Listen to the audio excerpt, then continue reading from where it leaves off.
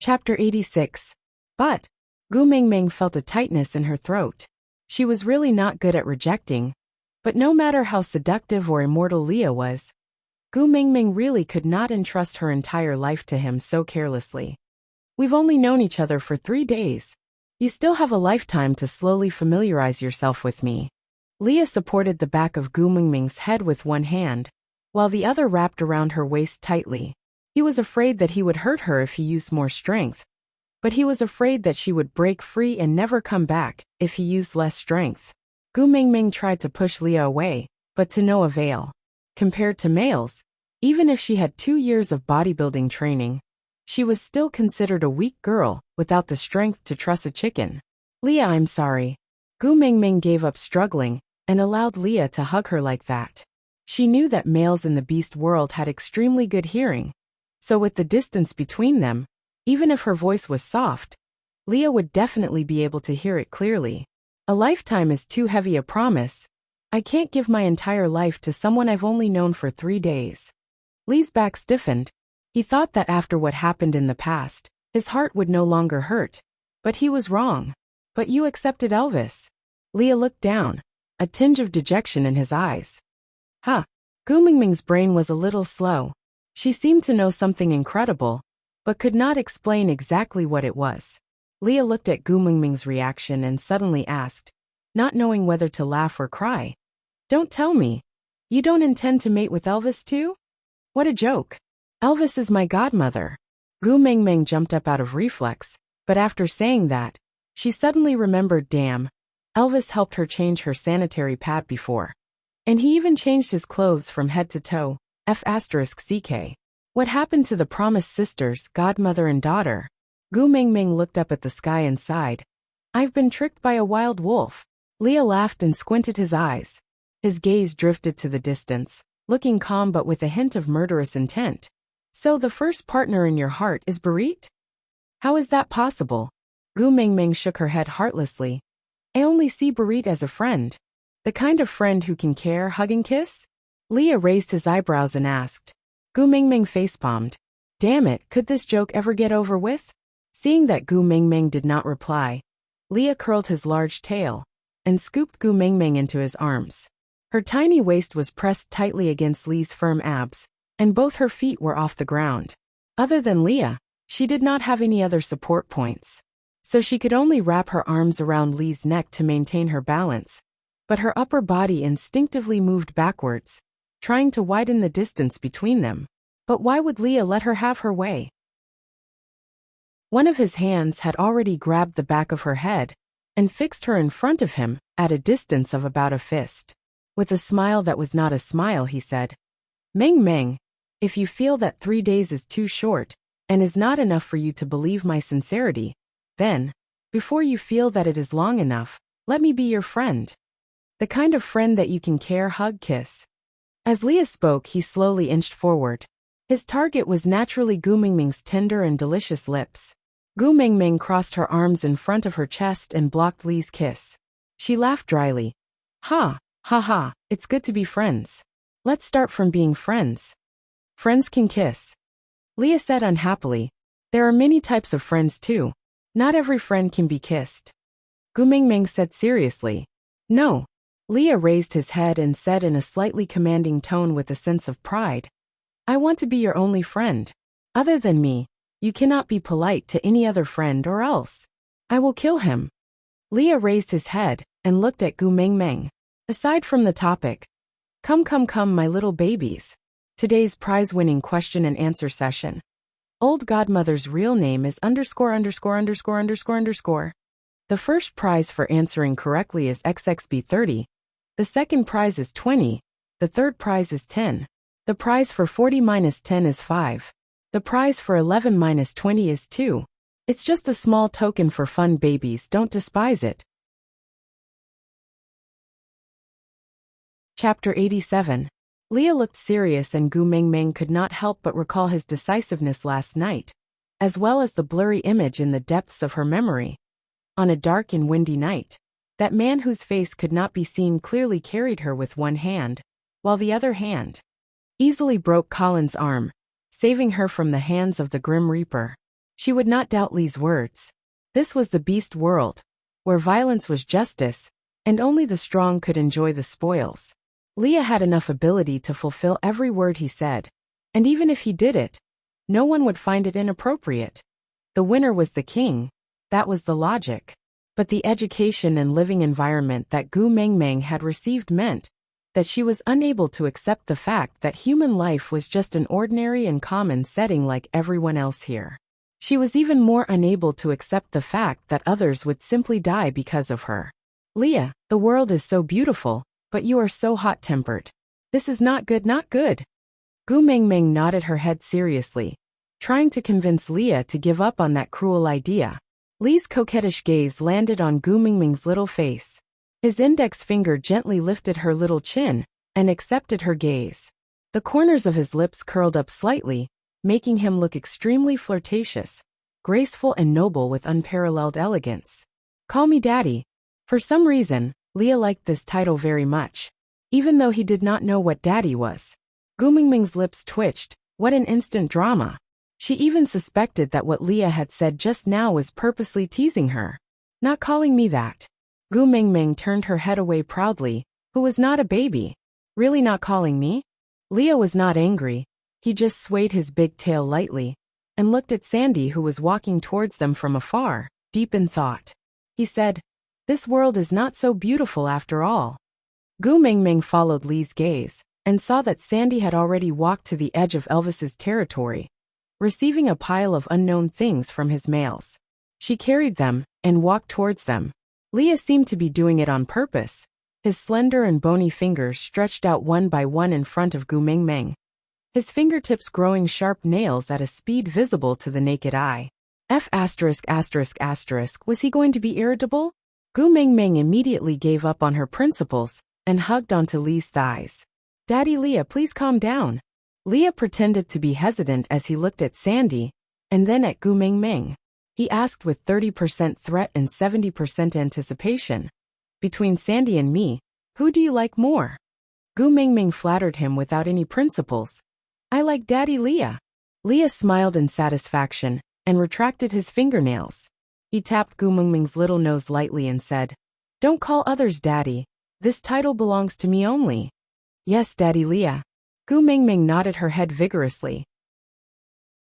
She did not have the habit of going around looking for someone's father, so why would she not agree? Good. Leah was extremely satisfied. Although he did not gain Gu Mengmeng's approval to become her partner, it was already a good progress to be able to live together with her. Leah did not want to force Gu Mengmeng too much, in case he scared her. So he rubbed her furry little head and said, "Go and play with Sandy. I think Elvis should be back soon. Daddy Leah will roast the rabbit for you later." Gu Mengmeng really wanted to tell Leah that calling himself Daddy Leah was very Chinibu, but when the words reached the tip of her tongue, she chose to swallow them back into her stomach. She nodded obediently and said, "All right." Out of topic. Oh yes. Just to clarify, all activities are limited to little friends who leave messages in the message area of Xiaoxiang Academy.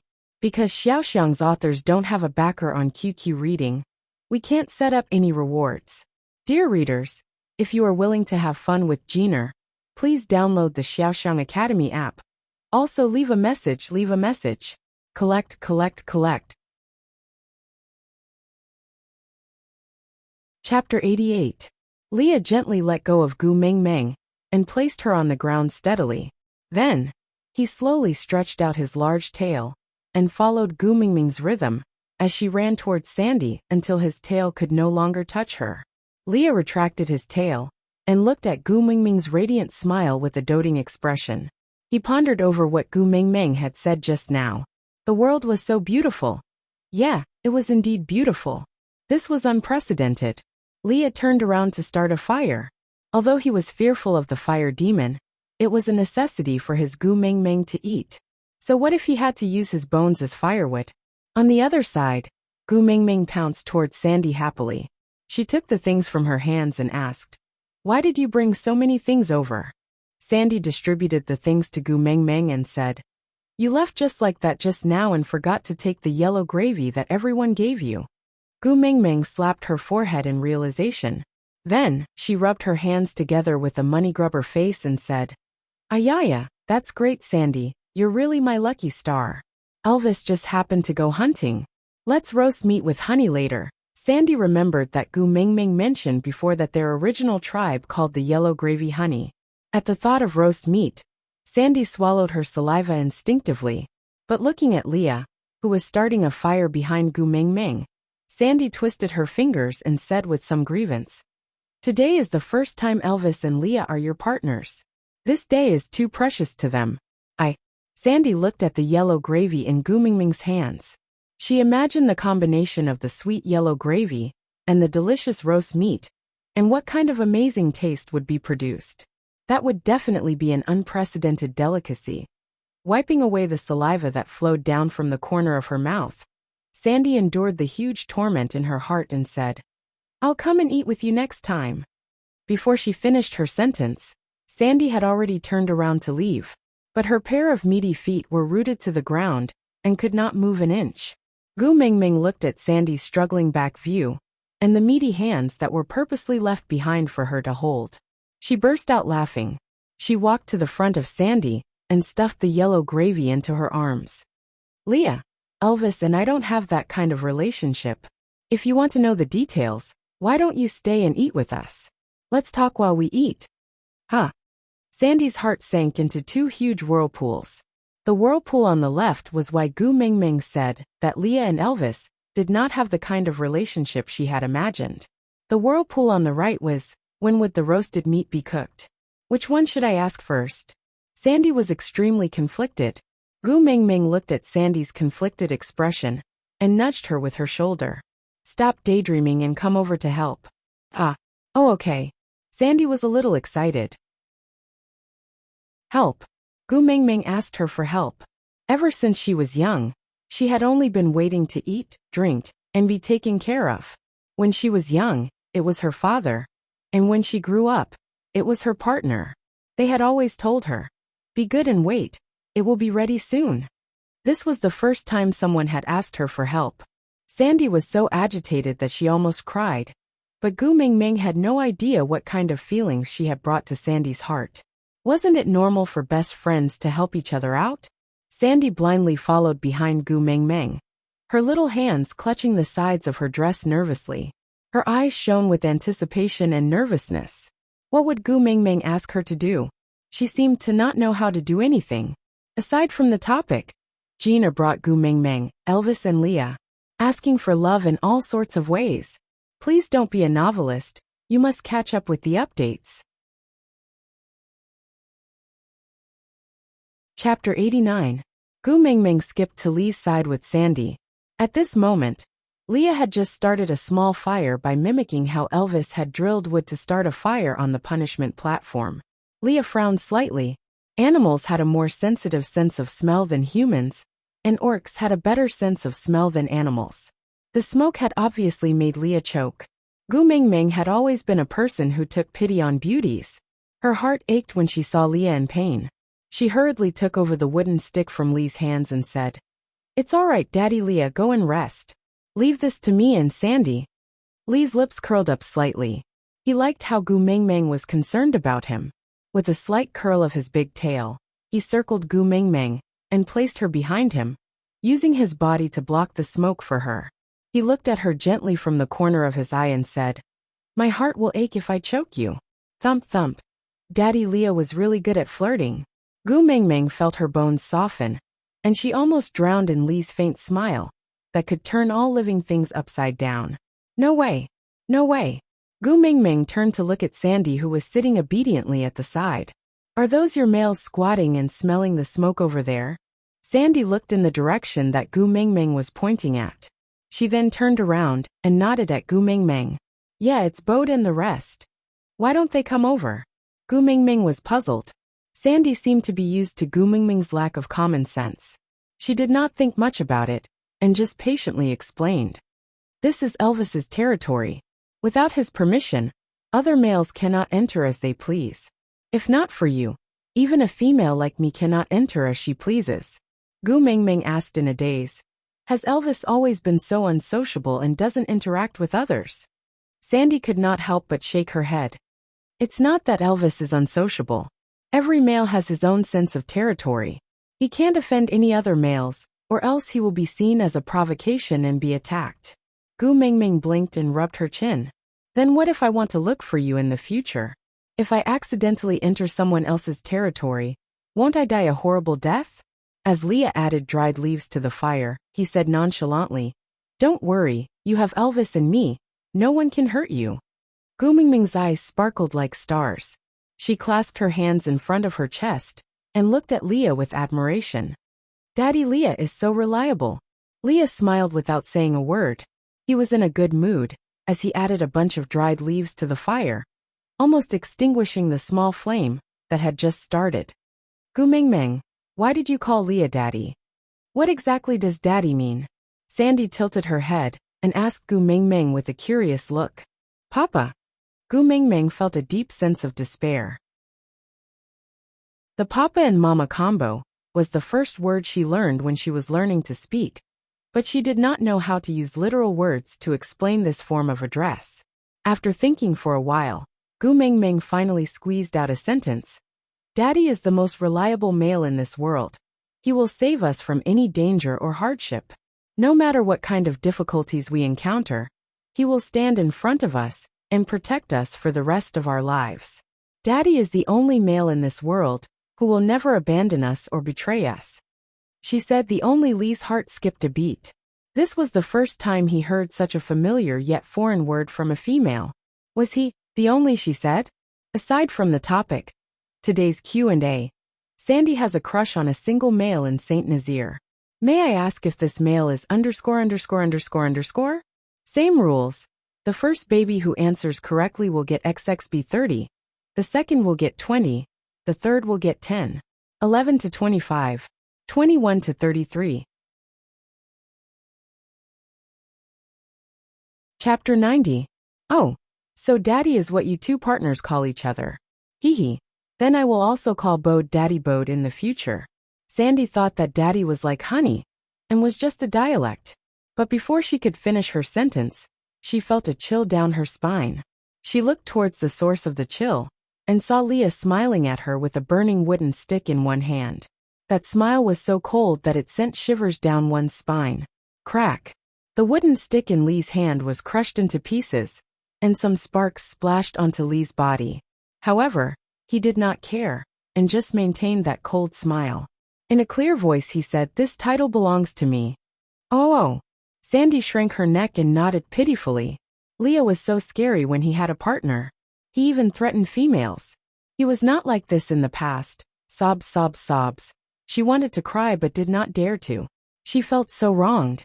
Seeing that the atmosphere was a little awkward, Gu Mingming laughed dryly. She held Sandy's little hand in her arms and said, Daddy does not mean partner.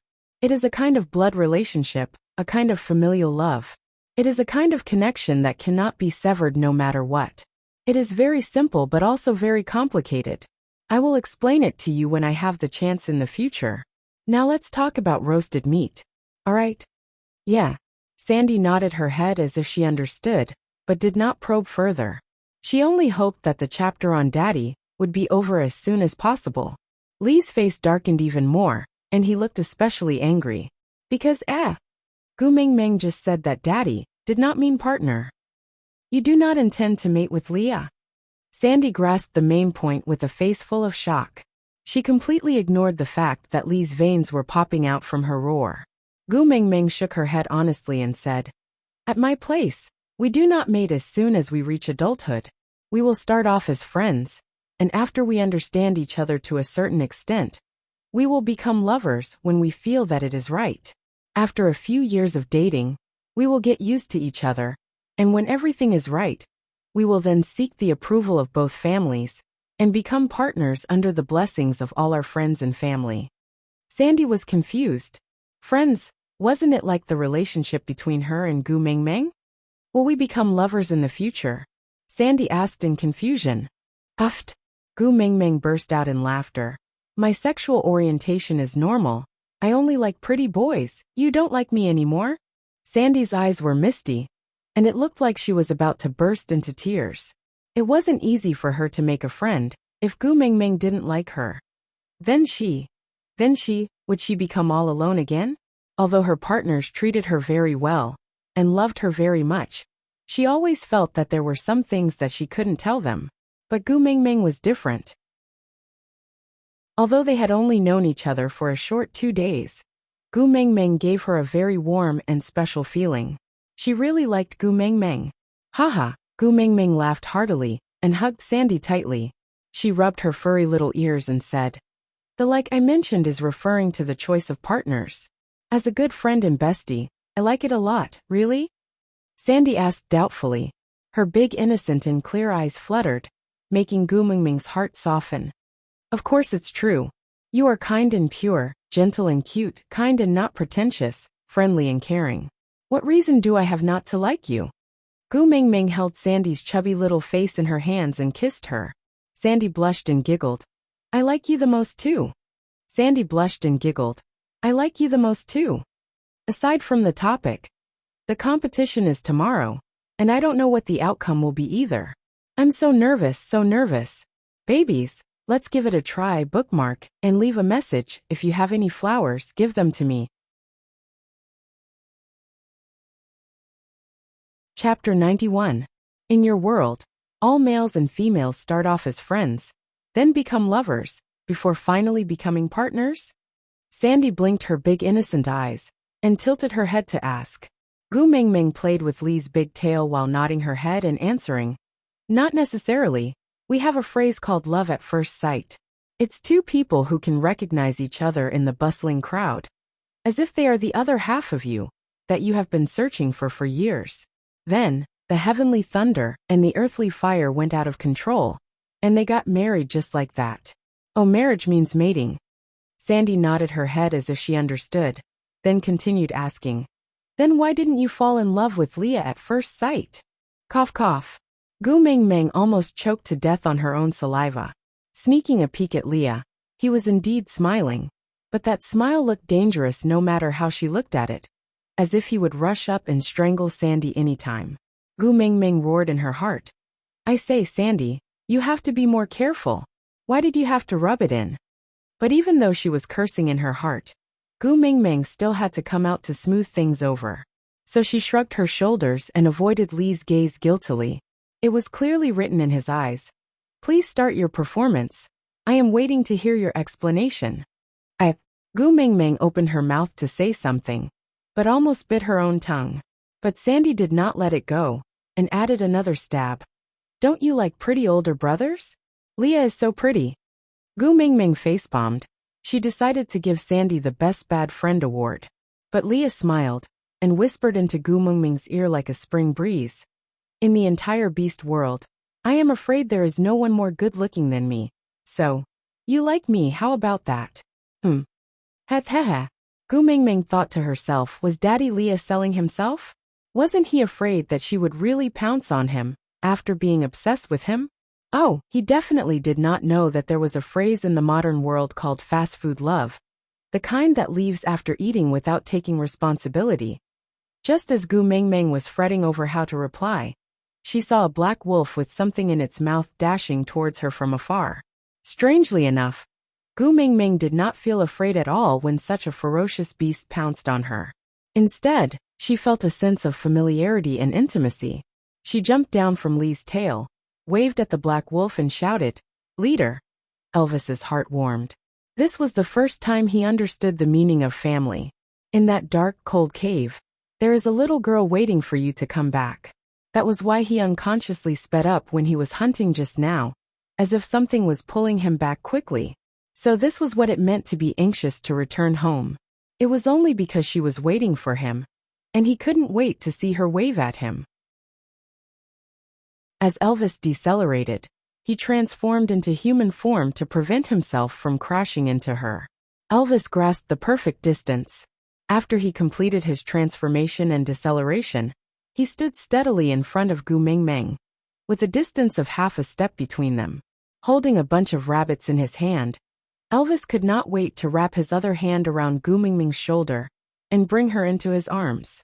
Gu Mingming, who was clearly a small ball, so soft that it seemed as if she would break with just a little force, had such an indescribable and wonderful power that made him yearn and go crazy. And Gu Mingming, who was in his arms, felt even crazier. "Leader, where's your beast skin dress?" Aside from the topic, Gu Mingming. "Sandy, it's the group interview time now. May I know how do you feel about receiving the honor of being the best worst friend?" Sandy. "Firstly, I want to thank my papa and mama.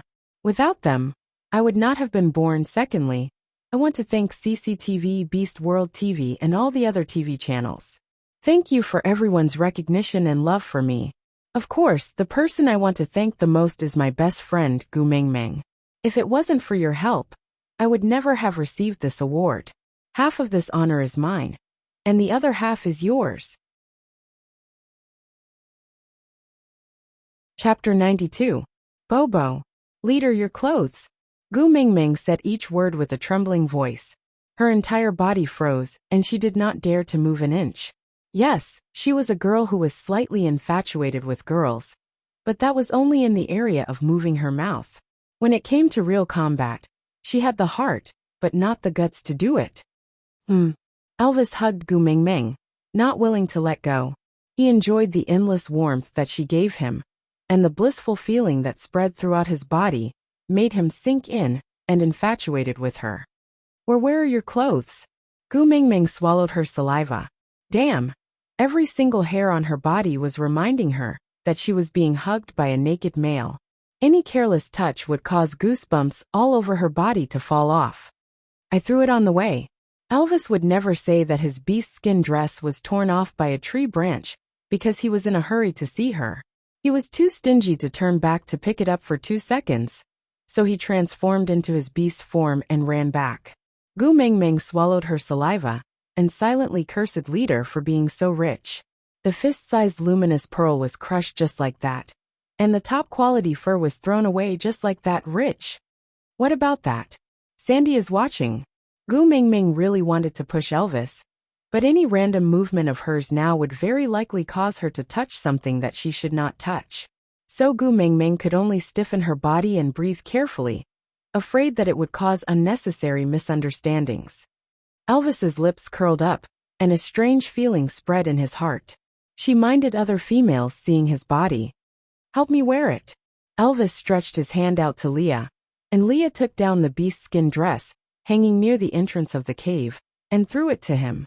Elvis caught the beast skin dress steadily, and hooked it with one finger to hang it in front of Gu Mingming, looking like he was going to be naked if she did not help him wear it. Gu Mingming was free, and hurriedly took a small step back to widen the distance between them. But this step back, she could see it even more clearly. Gu Mingming, whose face was as red as a pig's liver, snatched the beast skin dress from Elvis's fingers and wrapped it around Elvis's waist messily. She tied a dead knot in a flurry, and only heaved a sigh of relief after ensuring that it would not fall off. He awkwardly changed the topic. "Boss, what did you hunt back?" "Rabbit." Elvis picked up a bunch of rabbits tied together with grass that he had casually thrown aside, and passed it to Gu Mingming. Yeah, after squatting down, he realized that Gu Mingming's beast skin dress was worn really well. Although it was so tightly wrapped around his flesh that a slight movement could break the dress, the suffocating feeling was still pretty good. Look, there's a red mark on her waist. How beautiful it is. How artistic. Oh, the feeling of pain was just right to make every cell in his body excited so deliciously. Elvis's smile grew wider. He decided that unless Gu Mingming personally took off this dress, he would continue wearing it like this. Gu Mingming's face was still burning hot. She had no time to pay attention to Elvis's strange expression and Lee's deep gaze. She just took the rabbits and frowned her delicate crescent brows, asking, "Boss, did you catch all the rabbits in this nest to extinction?"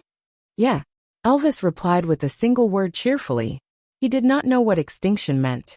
Gu Mingming lifted the bunch of rabbits in her hands and asked, "Even the nests? Not a single one was left behind, right?" "Yeah." Elvis continued nodding his head cheerfully. Gu Mingming's lips twitched.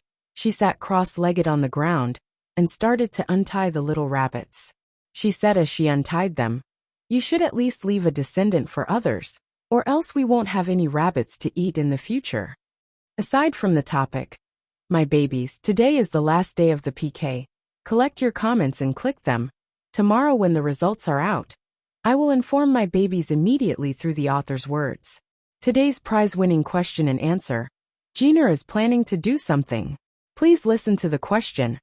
Are you a fan of Air Meng or a fan of Lai Meng? Or, are you a fan of Air Meng? Leave a comment and tell us your faction. Let's see how many people are on the same side as you.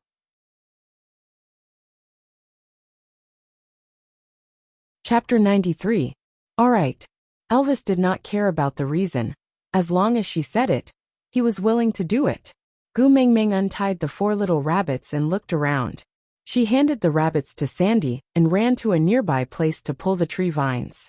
The tree vines did not look too thick, but it took some effort to pull them out. Gu Mingming pulled until the skin on her palms broke, but she did not manage to pull off 2 to 3. She could only hold on to the tree vines and turned back to look at Elvis pitifully. Leader, please protect me. Alright. Elvis's eyes were filled with indulgence and love. He walked forward slowly and pulled lightly, causing the tree vines to fall onto the ground. Is it enough? Elvis looked at Gu Mingming, who was squatting on the ground to pick up the tree vines, and asked. Enough, enough. Satisfied, Gu Mingming picked out a huge bunch of tree vines before skipping back to Sandy's side. She sat down cross-legged and tied the tree vines one by one, before starting to weave a simple little cage. She asked while weaving, Leader, you only hunted rabbits? Nothing else? Elvis's eyes lit up with smiles. He thought that the messenger of the beast deity could only eat rabbits. He had been worrying on the way back, wondering if he could catch enough rabbits to feed her for the entire winter. Hearing her question now, did it mean that the messenger of the beast deity could eat other things other than rabbits? This would greatly increase her chances of survival. To Elvis, there was no better news. Just cows, sheep, pigs, and so on. Gu Mingming said while weaving the cage. Elvis thought for a while. If there was anything similar between rabbits, cows, sheep, and pigs, it should be that they were all animals with 4 legs on the ground. Following this pattern, Elvis tried asking, Cows, sheep, and pigs are rarely seen. Tigers, leopards, and wolves, are they okay? Gu Mingming was so shocked that she looked up at Elvis in shock. Was it really okay to have such a heavy taste? You still eat wolves? Gu Mingming could not accept the truth. Elvis was a wolf himself. How could he still eat wolves? Wouldn't it feel like he was eating his own kind? Just thinking about it made her feel burdened. Elvis, however, was unconcerned. He just shrugged and said, Becoming food is the fate of the weak. Haha. Gu Mingming was speechless. The weak were prey to the strong, survival of the fittest. There seemed to be nothing wrong with this barbaric era. Hence, Gu Mingming could only shrug her shoulders and did not reply. She quickened her pace and in no time, she had finished weaving the small cage. Sandy was already looking at Gu Mingming with starry eyes full of admiration. She felt that Gu Mingming was practically glowing. Gu Mingming opened the small door of the cage and placed the little rabbits inside one by one. She then used tree vines to make a lock and finally placed the cage in a shady spot at the entrance of the cave. She turned around and said to Sandy, Let's keep these 4 little ones as pets and play with them. Sandy tilted her head and blinked. Why don't you raise males as pets? She can make us happy and take care of us. The corners of Gu Mingming's mouth twitched. In his heart he cursed. Sandy, can you not use such an innocent expression and tone to say such hardcore words? What do you mean by raising males as pets? F*******. Why does it feel like a landlord raising a mistress? How could a good socialist youth do such a thing? Thinking about this, Gu Mingming's eyes darted towards Elvis and Leah. Damn it. These 2 fellows were just like the cool version of Teacher Cat in Natsum's Friends account, and the black version of Sesshomaru in Inuyasha. With this kind of physique, how could they be pets? Are you kidding me? Aside from the topic, the Kill Temple of Sesshomaru in Inuyasha does not have a black version. If you want to see it, please Photoshop it yourself. Another thing, Inuyasha is an anime with a more aged feel. Many children should not have seen it before. But for the details of the Kill Temple, you can refer to the cover of this article. That furry and handsome male is our Kill Temple.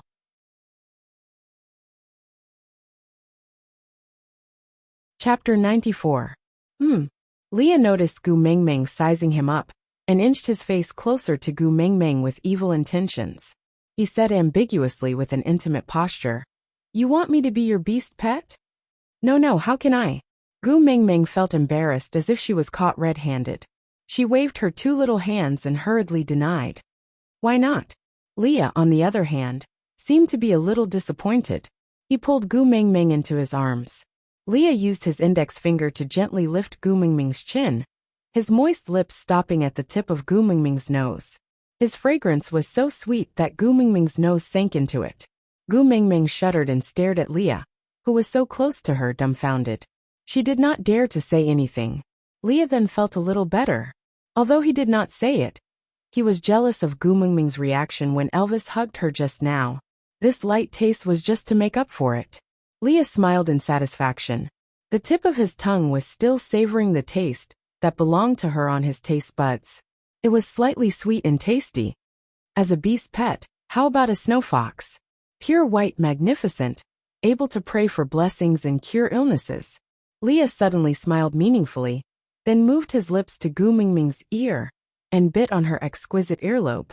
Then he huffed and said, "The kind that can also warm the bed." Gu Mingming's eyes lit up. Puffed blood flowed uncontrollably from Gu Mingming's nostrils.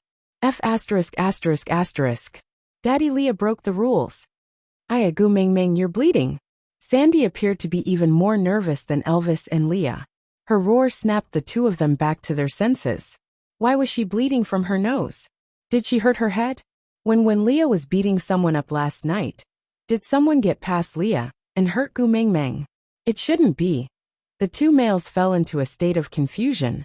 Gu Mingming raised her head and pinched her nose. She waved her hands at Leah and Elvis, who were lost in their thoughts.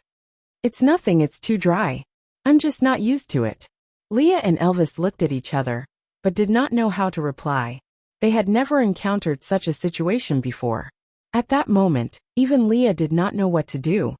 Sandy, can you accompany me to the stream to wash my face? Gu Mingming stretched out her hands like a blind person touching an elephant, feeling her way towards Sandy. Elvis was one step ahead. He held on to Gu Mingming's outstretched wrist and pulled her into his arms. He said worriedly, "I'll go with you." Oh. Gu Mingming really wanted to say that she only had a small nosebleed from Daddy Lee's teasing, and it was not some terminal illness that could kill her. Elvis really did not need to put on an expression, as if her life was in danger. But with him being so nervous, Gu Mingming felt strangely at ease. Yes, a child with a mother is a treasure. Elvis's speed was extremely fast. Even though he was carrying Gu Mingming in his arms, it did not affect his speed at all. It was as if Gu Mingming, who weighed 60 kilograms, was just a small cotton ball with no weight at all. Leah walked side by side with Elvis the moment he took his first step.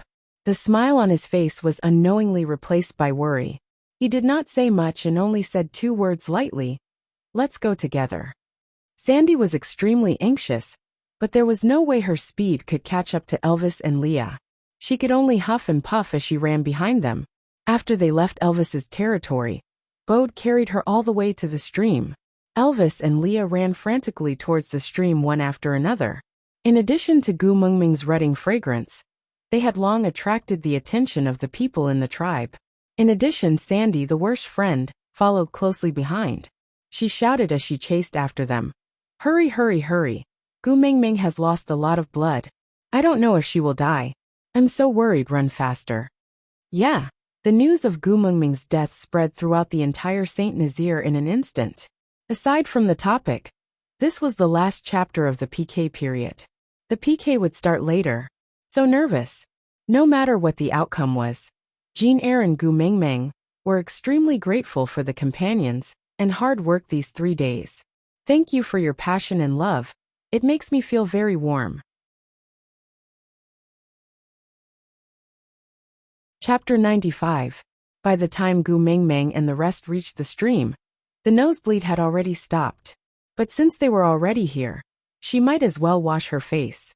Gu Mingming had just rolled up her sleeves to wash her face when she heard a commotion behind her.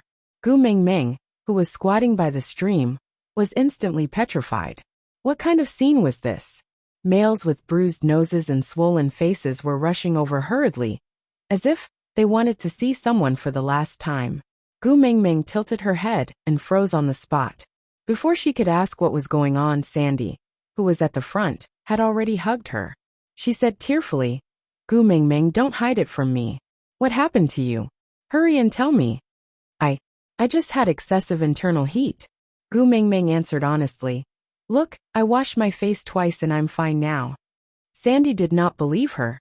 She held Gu Mingming's little face and tried to look into her nostrils. After looking, she felt that it was not detailed enough, so she moved her nose closer and sniffed carefully for a while. After confirming that there was no more bleeding, she then heaved a sigh of relief and said pitifully, "You can't hide it from me if you're sick." "It's fine, don't worry, I'm fine." Gu Mingming hugged Sandy's shoulders and comforted her. "Who would bleed from their nose for no reason? Don't try to lie to me, sob. You're my only good friend if you die." I sob. It was better if she did not comfort Sandy, but after Gu Mingming consoled her, Sandy felt even more upset. Her tears flowed freely, causing Gu Mingming to sigh. This Sandy, she was good at everything except that she loved to cry too much. She was a soft girl from head to toe. "All right, Sandy, if you continue crying, I'll drown in your tears." Gu Mingming helped Sandy wipe her tears while coaxing her. "Don't cry, look at that stream. There are fish, I'll roast some for you, all right?"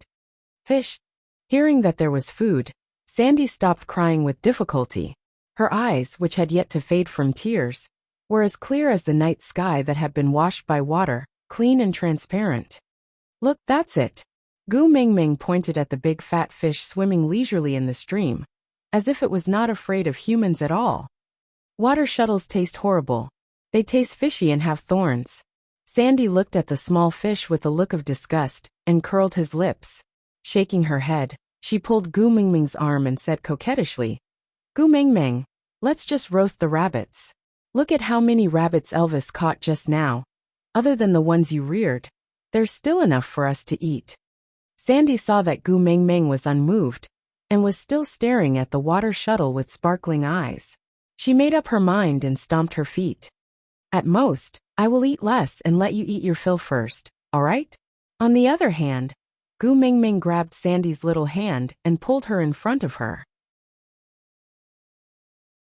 She used her chin to point at Elvis and Leah, then pointed at Bode and the other males who had followed her all the way here. She then asked, "Everyone is watching, only the two of us are eating? Aren't you ashamed?" Sandy looked around, then nodded her head confidently. "Of course I am. Why should I be ashamed?" Gu Mingming smiled helplessly. "The rabbits were caught by Elvis. We still need Lee's help to prepare them later on. In the end, I'll be eating while others watch. I'll be sitting while others stand. What would happen then?" No, I can't do it. If we want to eat, we'll eat together or we won't eat. What era are we living in? Why is there still sexism? Aside. Extra great news, this article has passed 1P. The great editor has informed me to write well and prepare for 2P during the PK period. Thank you little cuties for your support and crazy calls. Thank you little babies Black Sleeves Fragrance and Yu Jiyan for their flowers during the PK period. Also thank you QQ Bookstore Xin Yen's Night for his 388 reading BB.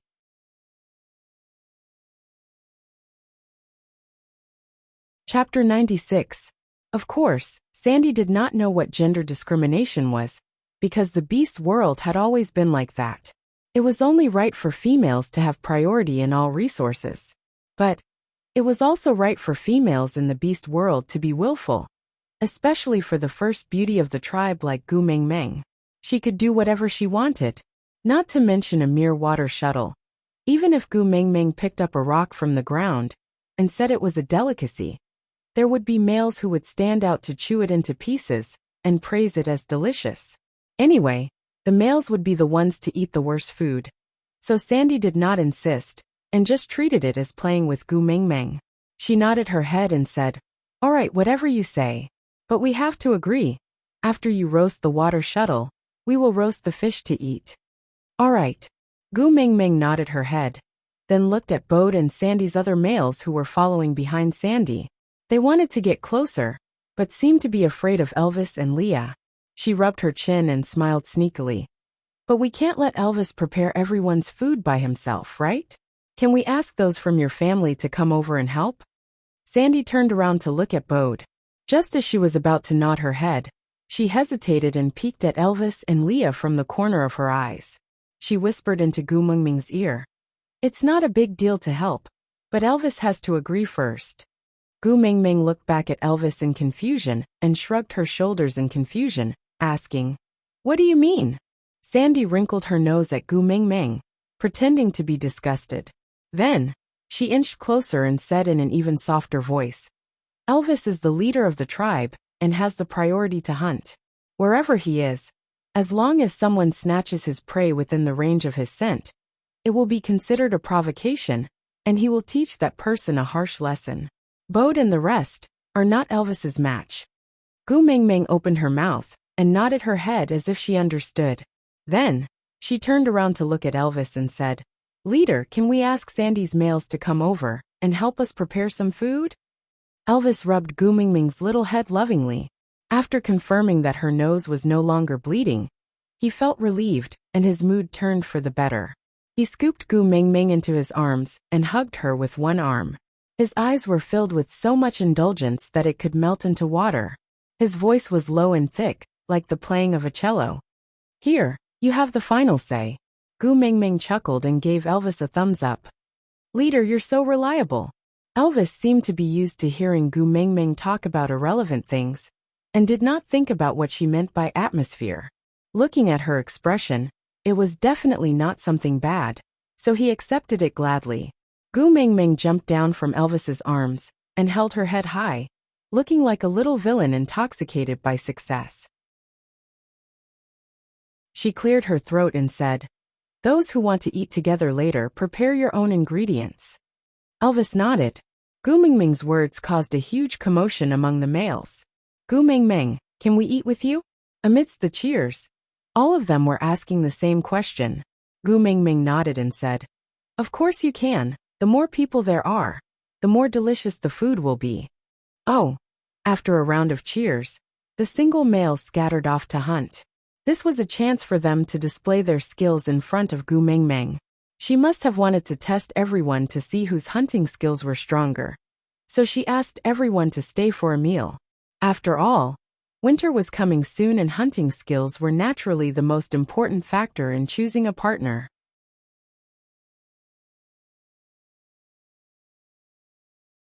Chapter 97.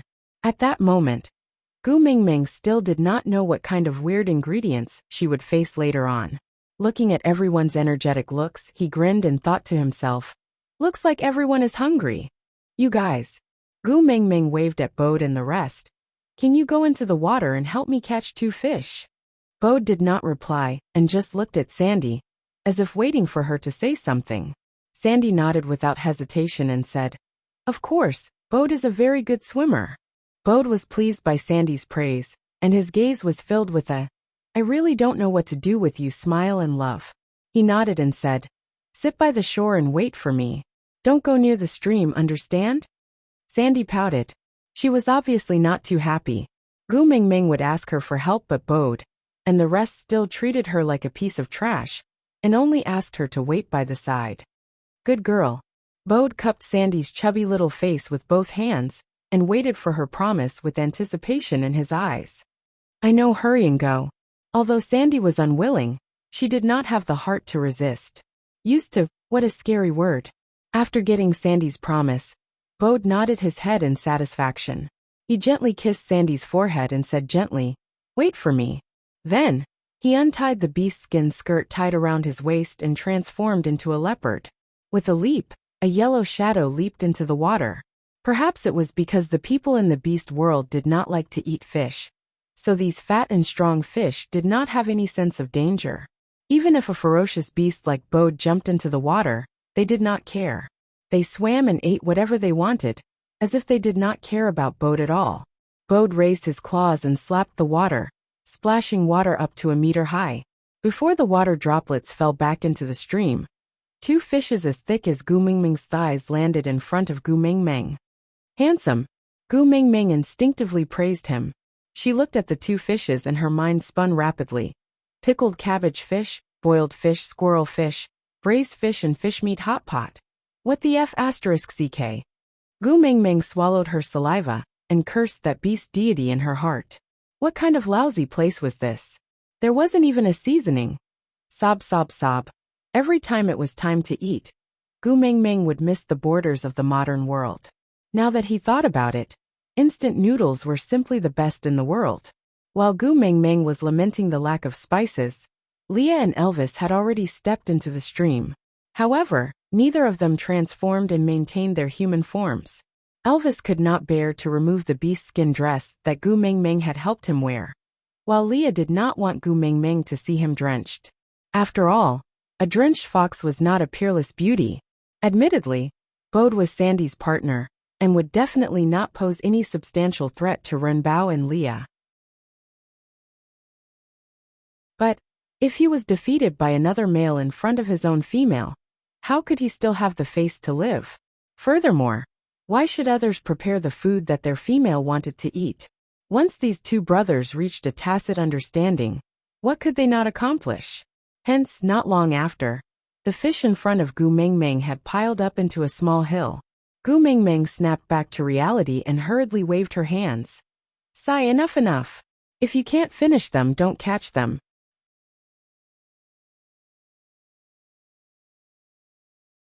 Chapter 98. Most importantly, Elvis was standing beside the alluring Leah. Even if Leah had clearly explained to Gu Mingming that he and Elvis were not in that kind of relationship, the image was still too strong. Gu Mingming felt a warm sensation spreading in her nostrils, as if she was going to have a nosebleed again. Leader, Daddy Leah, come up, hurry up. Gu Mingming panicked. She did not want to experience the entire tribe looking at her, as if she was attending a funeral. Elvis frowned and rushed to Gu Mingming's side.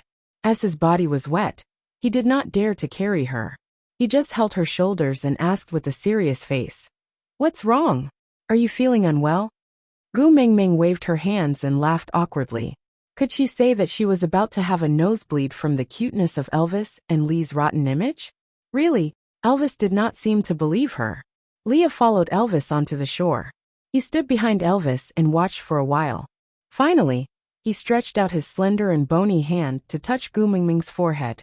After confirming that her body temperature was normal, he pressed his palm on Gu Mingming's chest.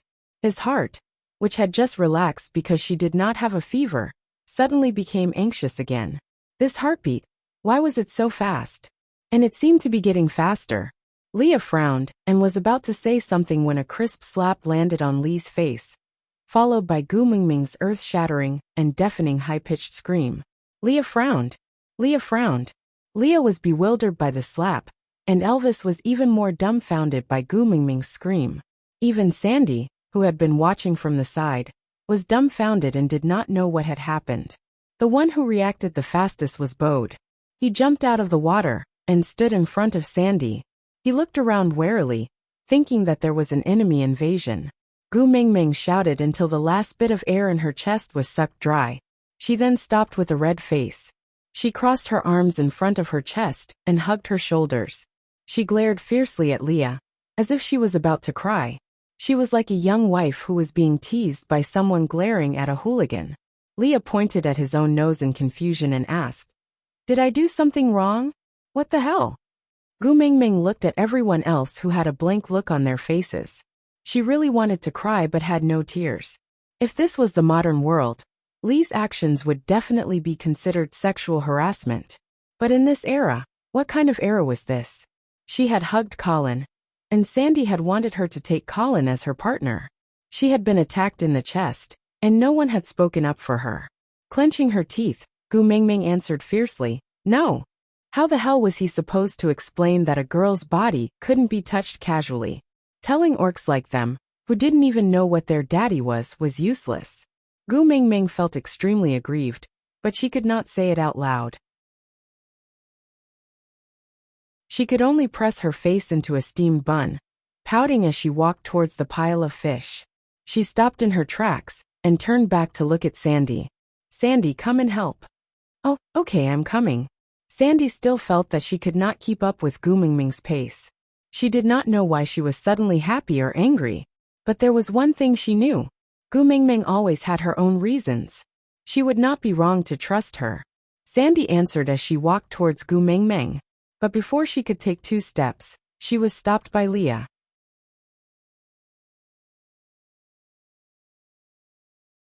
Chapter 99.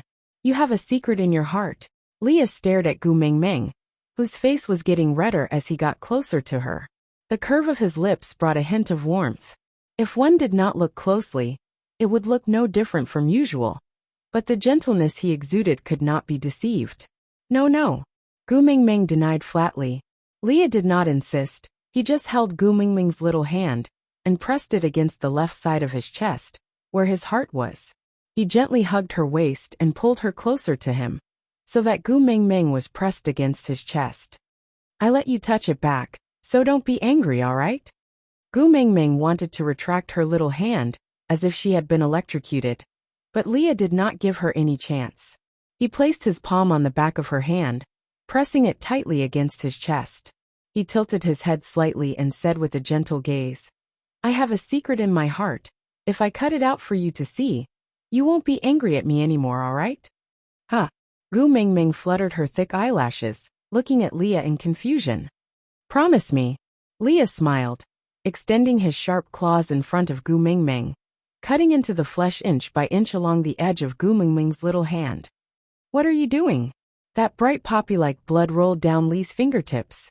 Gu Mingming was stunned for a moment, then struggled to break free from Lee's little hand, holding onto Lee's wrist that had turned into a sharp claw, preventing him from hurting her anymore. She could only feel anger in her heart, glaring at him and saying, Self-harm is the most stupid thing to do. But it's the most effective. Leah retracted his fingernails, then pulled his arm inwards. Gu Mingming, who was holding onto his wrist, flew into Lee's arms. Leah hugged Gu Mingming tightly in his arms, using a strength that made him want to knead her into his body to imprison her, as if that was the only way to prove that she really existed. Your heart aches, right? Leah asked, the faint smile in his eyes carrying a tinge of joy and a tinge of palpitation. The injury just now was just a small cut on the flesh. A wound of this degree would heal automatically before night falls, but such a small wound could cause such a huge reaction from her. Although self-harm was stupid, but it was worth it. Yes, my heart aches. Gu Mingming pursed her lips and pressed harshly on Lee's wound. Half of her fingertip sank into his flesh, and the warmth of the blood from her fingertip made Gu Mingming's heart ache. Aren't you just bullying me for feeling sorry for you? Let me tell you, those who make me sad will not have a good ending.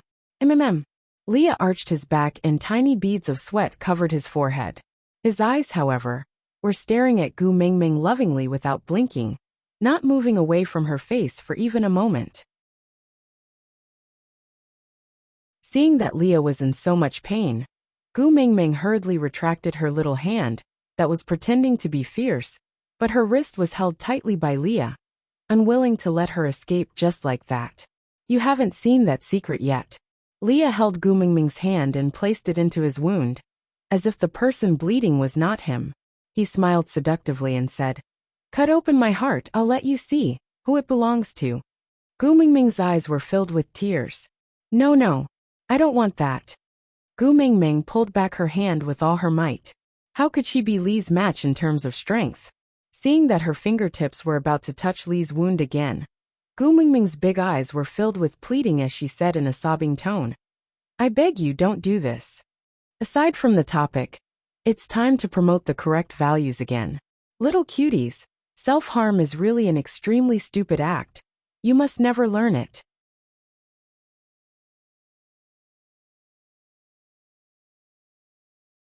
Chapter 100. Can't bear to?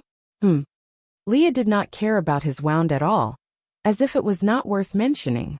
With a faint smile on his face, he inched his flawlessly handsome face closer to Gu Mingming and asked in a faint voice, Then forgive me, don't be angry, all right? Gu Mingming's eyes were filled with tears. Seeing that Leah was no longer pulling her, Gu Mingming pouted her lips and said pitifully, You have to promise me that you won't harm yourself in the future. As you wish. Leah loosened his grip on Gu Mingming's wrist and turned to hug her slender waist. With a light lift, he hugged her into his arms and rubbed her little face intimately before continuing to ask, "Tell me, what did I do wrong just now? I don't want to see you angry anymore. This place hurts." Gu Mingming looked at the bleeding wound that Leah was pointing at and groaned sullenly. The sullen feeling of being molested had long been scattered into dust by Li's stirring. Now that she heard his heartache, Gu Mingming actually felt a sense of sweetness and warmth in her heart. F***ck. Could this be the legendary Stockholm Syndrome? You're still distracted after being hugged by me? Who are you thinking about? Leah squinted his long and narrow eyes. Ambiguity and jealousy merged perfectly on his fairy-like face, colliding into an extreme temptation. No, I'm not thinking about anyone. Gu Mingming did not know why. Even though Elvis's original body was much fiercer than Li's, she seemed to be more afraid of Leah. Leah looked at Gu Mingming doubtfully and raised his eyebrows, signaling Gu Mingming to answer his question just now. Gu Mingming looked elsewhere guiltily. Her little face was burning, and even her throat was so tight that she could only squeeze out a very soft voice from her throat and say, "You can't touch a girl's body so casually." Leah smiled wickedly and hooked Gu Mingming's chin with his index finger. He brought her face closer to his and stared at her, as if he was looking at a piece of delicious food. He licked his lips suggestively and asked in a slightly arrogant tone, "Then what should I do when I want to hug you?" Gu Mingming's eyes were filled with disdain. "Hugging doesn't count," Gu Mingming replied, blushing. Leah looked at Gu Mingming with a mischievous smile, as if he had discovered something. Gu Mingming was stunned by his smile, and her face turned even redder. She said angrily, "I'm not asking for a hug."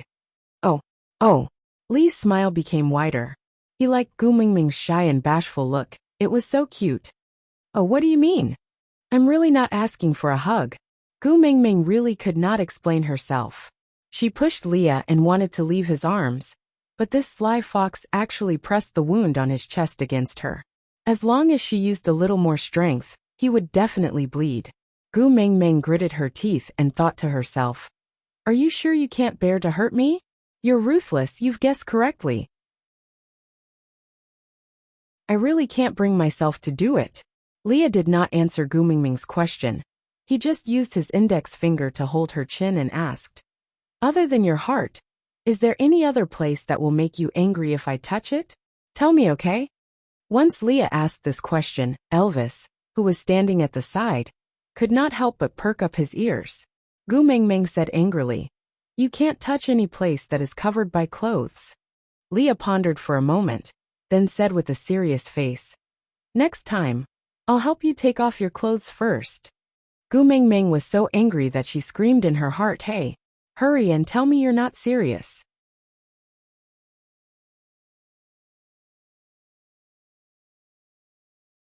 Chapter 101. While Gu Mingming was cursing in her heart, there was already a commotion on the other side. A group of males galloped over on horseback. Gu Mingming felt her scalp go numb as she looked at the weird prey the males were carrying in their hands. What the heck? They were all protected animals like tigers, lions, and bears. There were also some that she could not even name. No, she had never even seen them before, but they were obviously precious animals. But these males just threw these animals away like they were cabbages, piling them together with the fishes that Leah, Elvis, and Bode had caught. Gu Mingming was speechless as she asked the heavens, "Isn't the beast deity going to do something about this?" Leah followed Gu Mingming's gaze, and the corners of his lips curved upwards, forming a beautiful arc. These males were really willing to put in a lot of effort. It was almost winter, and these plump preys that had long been hidden were probably preys that they had been observing for a long time, but did not make a move on, waiting for the winter to end before hunting them. To please Gu Mingming, they even took out their food reserves to protect themselves during winter. They were really blinded by lust. Like it. Leah saw that Gu Mingming was staring straight at them and said helplessly, "Elvis and I also have some food reserves. If you like it, I can hunt it for you." "Still hunt?" Gu Mingming looked at Leah in shock. Meeting his mesmerizing eyes, she could not help but soften her tone. She smiled apologetically and said, "Let's settle these first. It will be a waste if we can't finish them." Although she said that, Gu Mingming had already decided to only eat fish. Damn tigers and whatnot, she could not bring herself to eat them. "Alright, I'll listen to you." Leah carried Gu Mingming, and had no intention of letting her down. Just like that night when he saved her from Quentin's hands, and brought her back to the tribe. She placed her hands behind her back, and shook her head as she looked at the group of well-built, good-looking males. She felt as if she was filming Descendants of the Sun too. Yeah, she was acting as the demon female instructor. Although Song Joong-ki was not around, there was Elvis and Leah. Moreover, there was a group of males who could be teased by her. Kaka, how could a single word describe the feeling of love? Gu Mingming, the tiger I hunted is the tiger king in this area. It's one of the best among the wild beasts. It has a strong body, and usually eats the healthiest animals. There was a male whose name Gu Mingming could not remember at all because of Elvis and Lee's comparison. Gu Mingming gave him a thumbs up. A hero who fights tigers. Not bad, not bad. You have the power of Wusong. The male who hunted the tiger muttered in his heart, Wusong? A new adjective? Is it the same as the word tough guy used to describe Barrett? It should be about the same. But who cared what he meant? It was Gu Mingming who praised him just now.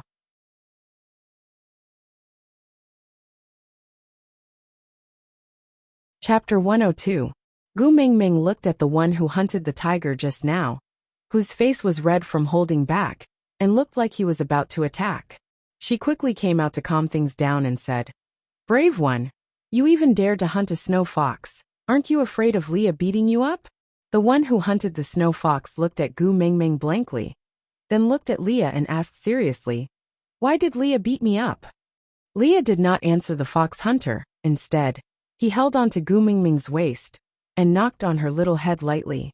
Seeing how she was holding her head in pain with a face full of grievance, he could not help but laugh, but did not want to let her off so easily. So he used the most gentle smile and a slightly cold tone to ask, "Are you comparing me with a wild fox?" Gu Mingming shrunk her neck and waved her hands, saying, No, Daddy Leah, you are strong and mighty, ruling over the world. How can a mere wild fox be compared to you?" Oh, Leah obviously enjoyed Gu Mingming's flattery, even though he knew that she was not being sincere. So what if she was making it up? He loved to hear whatever she said. Really? Gu Mingming nodded her head seriously and emphasized her tone. Be good. Lee's lips landed on Gu Mingming's little earlobe, and he bit it not too hard or too light. Then, he let go of her in satisfaction, allowing her to continue inspecting everyone's prey like a supervisor. Gu Mingming blushed. No matter how many times she did it, she could not get used to Daddy Lee's ambiguous actions. Everyone was watching. Cough cough. Gu Mingming cleared her throat and said, "Everyone's prey is very good. I won't look at them one by one due to time constraints. In order to let everyone eat more delicious food, I need a small team to accompany me to carry out a very important mission. Who is willing to go with me?" Gu Mingming was almost stunned by the undulating sound of the same voice. Don't. There's no need for so many people. Around 3 to 5 people would be enough. Everyone has to work together, otherwise it would be too inefficient. Gu Mingming thought to herself, the crowd is too passionate. It also makes people feel pressured. Elvis went forward and carried Gu Mingming in his arms, glancing at the boiling male beast with a cold face. The pressure he unintentionally emitted successfully controlled the scene. "Leah and I will accompany you. That's enough." Elvis's calm voice was filled with absolute confidence. Coincidentally, Gu Mingming did not want Elvis and Leah to follow her, because if they did, she could forget about doing anything. So Gu Mingming said with a fawning expression, "That won't do. You and Daddy Leah are the only 2 people in the tribe who know how to start a fire other than me. We need quite a lot of firewood to feed so many people. If I bring the 2 of you away, who would know how to start a fire? Who would dare to light a fire?" No, you 2 have to stay here and light the fire."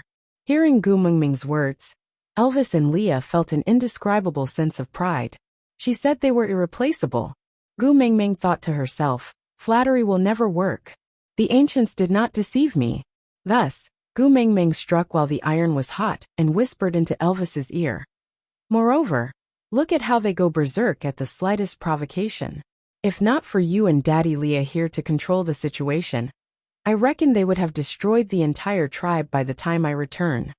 Elvis actually did not hear clearly what Gu Mingming said, because when her warm breath landed on his ear, a numb feeling spread from his ear to his entire body. His heart was so manic that it was deafening. That thumping heartbeat almost broke his eardrums. Aside from the topic,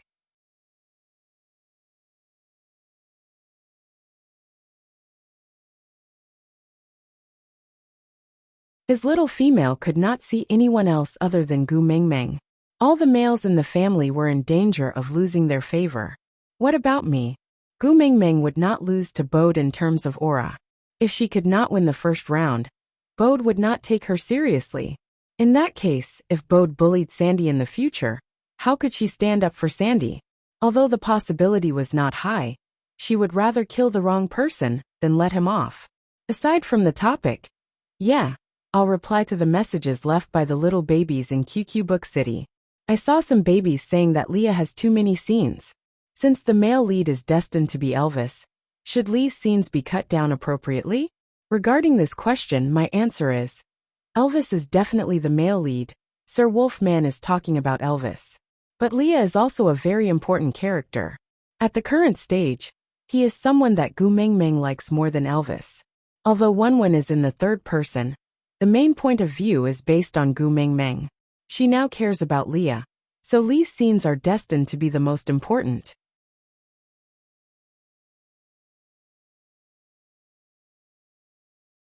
Chapter 104. Gu Mingming snorted at Bode with her nostrils, then continued speaking with her head held high. If not for Sandy, do you think I would be willing to bring you out? Gu Mingming would never admit that she had brought Bode out mainly because she could remember the names in the tribe. Moreover, other than Elvis, Leah, Colin and Bode were the only ones present. Although Bode was aggrieved, he had no other choice. If Gu Mingming was a male, he could still fight until one side was convinced. But Gu Mingming was a female, and he was not Quentin. He could not do anything to a female. Moreover, if Gu Mingming was hurt by him, not to mention how Elvis and Leah would deal with him, even Sandy would not let him off. Thinking of how Sandy worshipped Gu Mingming, Bode shook his head gloomily and took a step back. He shifted his face to the side and said in an impatient tone, "Why did you bring the three of us out? Hurry up and tell me. I still need to accompany Sandy after I am done with you." Gu Mingming's lips curved upwards and she gave a cheeky smile. "Sandy has me. Does she still need you to accompany her?" Very good, this stab hit the bullseye. Bode could not retort after being ridiculed, and could only take a deep breath, feeling even more aggrieved. Gu Mingming saw Bode admitting defeat, and felt a little smug. "Bickering with me? Haha, I can talk you to death." Turning around, Gu Mingming looked at Colin and the man standing at the side. She touched her chin and asked, "I heard Colin call you Oakley just now." "Yes, I am Oakley from the Lynx tribe." Oakley's lips curled into a faint smile. If one looked closely, he looked like Leah. But he did not look like a deity, nor did he look like a demon. Compared to Leah, he could only be considered as average handsomeness. Gu Mingming nodded and repeated while thinking, "Lynx tribe. No wonder you could hunt such a precious female snow fox." Oakley's eyes curved into crescents as his heart surged. "Do you know? Gu Mingming praised me." Gu Mingming did not care much about Oakley's thoughts. She tilted her head and asked Colin, I still don't know what race you are from." Colin gave a silly smile and replied, "Like Sandy, I'm a bear." "Oh, no wonder you know about bees." Gu Mingming thought for a while, then looked at Bode who was drawing circles at the side and cursing someone. "Hey, Sandy said you know about bees." "Oh no. Where is the nest of the yellow needle insects, right? You called the three of us out to get the yellow sauce?" Bode looked as if he was facing a formidable enemy. He quickly shook his head and said, No, Sandy has specially instructed me not to bring you to the nest of the yellow needle insects. If you need yellow sauce, you can ask Elvis or Leah to help you find it. They are the strongest warriors in Saint Nazaire. They can definitely help you get a lot. TSK. I'm just asking you if you know. Why are you spouting so much nonsense? Gu Mingming widened her eyes and stepped on a huge rock with one leg, looking like a female bandit blocking the road to rob. Of course, if her small physique could be more burly, or Bode could be more skinny, maybe the scene would not look so funny. Bode really wanted to deny it, and say he did not know. But if he said that, it would be equivalent to saying that Sandy was lying. Sandy cared so much about Gu Mingming. If Gu Mingming distanced herself from her, because she thought that Sandy was a female who liked to lie, Sandy would definitely be very upset. Clenching his teeth, Bode still nodded his head and said, I know. Aside from the topic, thank you to book friend 15*88 from QQ Reading for providing the names. But in this beast world, other than the female lead, the names are all European. The names you provided are too deep in China, so it's not suitable for this novel. But thank you for your valuable suggestions. Also, thank you to book friend 172-749-6011 for your message. I will take care of my health. Thank you for your concern.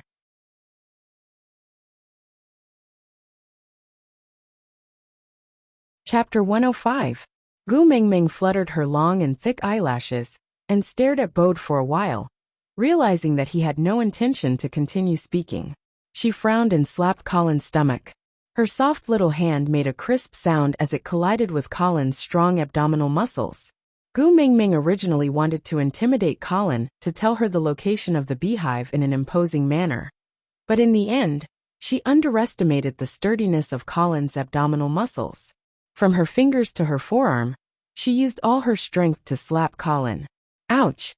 Gu Mingming wailed, feeling that her hand was crippled. Aya Gu Mingming, how's your hand? Does it hurt a lot? I'm sorry, it's all my fault. Colin's heart ached terribly as he held Gu Mingming's little hand carefully, but did not know what to do. Why don't we let Oakley send you back to St. Nazaire first, and let Leah check if your hand is fine? Leave the yellow sauce to me and Bode. We'll definitely bring it back for you, okay? When Gu Mingming heard that he wanted her to turn back, how could she agree? So he shook his numb hand and said, No need. I'm fine. But Colin was still worried. He wished his eyes could turn into X-rays and see every cell on Gu Mingming's hand clearly through the skin. No buts, listen to me. Gu Mingming placed her hands on her hips. So what if she lost her imposing manner? Even if he dropped the ball, he still had to change his style. Colin still wanted to say something, but Gu Mingming placed a finger on his lips. That pretty little face was right in front of him. Colin swallowed his saliva instinctively, but did not say another word. After settling Colin, Gu Mingming then turned around to continue threatening Bode. If you're smart, just tell me where the nest of the yellow needle insects is. Otherwise he. Bode looked disdainfully at Gu Mingming, who was as weak as a cub. The forced cunning smile on her sweet face did not seem threatening at all, but instead made people feel that she was mischievous and cute. Although she could not be compared to their Sandy, she was barely worthy of the title of the first beauty of St. Nazaire. But this little fellow wanted to scare him? He's still a little too tender. What else can I do? Is he going to complain to Sandy again? You can go. Sandy won't blame me for this. Sandy would be mad at me if I took you to the nest of the yellow needles. Bode crossed his arms in front of his chest and leaned against the tree trunk at the side, clearly not taking Gu Mingming's warning seriously. Gu Mingming saw that using force was not going to work, so she changed her strategy. She shook her head helplessly and sighed. All right, since you are so insistent, I will not make things difficult for you.